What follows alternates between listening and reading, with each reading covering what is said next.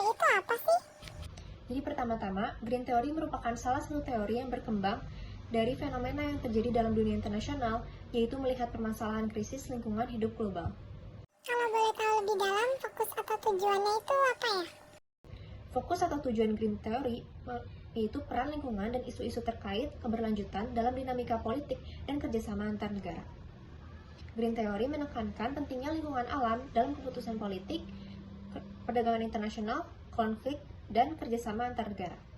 Jadi poin-poin pentingnya apa aja nih? Untuk poin-poin pentingnya, yang pertama, manusia dan alam saling berhubungan. Dalam arti, seluruh aktivitas dan perlakuan manusia terhadap alam akan mempengaruhi kehidupan manusia dan alam itu sendiri di kemudian hari.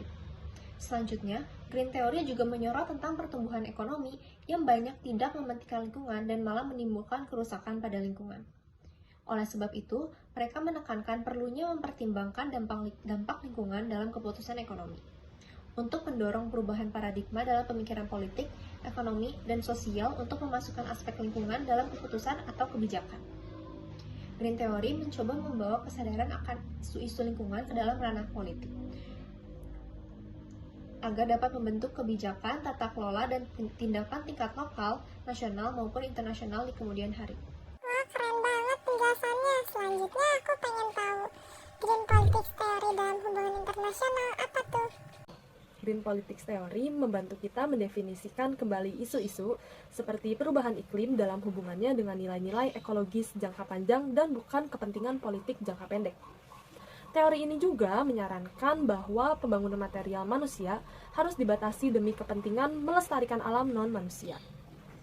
Hal ini akan membatasi kebebasan kita untuk mengonsumsi sebanyak apapun yang bisa kita peroleh. Kebutuhan untuk membatasi kebebasan tradisional menunjukkan adanya pendekatan yang menempatkan alam di atas manusia. Kalau lebih spesifiknya sejarahnya gimana tuh? Krisis lingkungan tersebar di setiap negara pada tahun 1990-an. Kepedulian hubungan internasional tradisional terhadap negara dalam sistem negara internasional merupakan sebuah tantangan dalam memikirkan isu-isu lingkungan hidup. Hubungan internasional mulai menyadari bahwa lingkungan alam semakin penting, terutama setelah semakin banyak bukti bahwa tindakan manusia secara signifikan telah mengubah iklim global dan membawa dampak yang buruk bagi lingkungan hidup. Masalah keamanan dan juga masalah ekologi dalam Green Theory atau teori hijau lingkungan hidup menjadi aspek penting sebagai pijakan pemikiran yang terutama. Aku pengen tahu lebih dalam nih teori dan pandangan ahli dari Green Politics Theory apa tuh? Akan saya lanjutkan penjelasan apa itu Green Theory.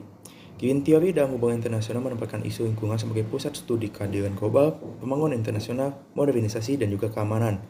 Teori ini menantang teori mainstream seperti teori nihilisme dan juga teori neoliberalisme yang gagal memahami permasalahan lingkungan melalui kerangka analisis yang rasionalis dan berpusat pada negara. Untuk masalah lingkungan hidup yang mana melampaui batas-batas, pertanyaan ini berbentuk pada tingkat politik yang harus kita cari solusinya. Bagi para ahli Green Theory, jawabannya dapat ditemukan di ide-ide alternatif tentang asosiasi politik berdasarkan hubungan ekologis kita. Perubahan iklim adalah salah satu isu lingkungan yang dominan pada saat ini, yang disebabkan oleh tergantungan kita kepada bahan bakar fosil.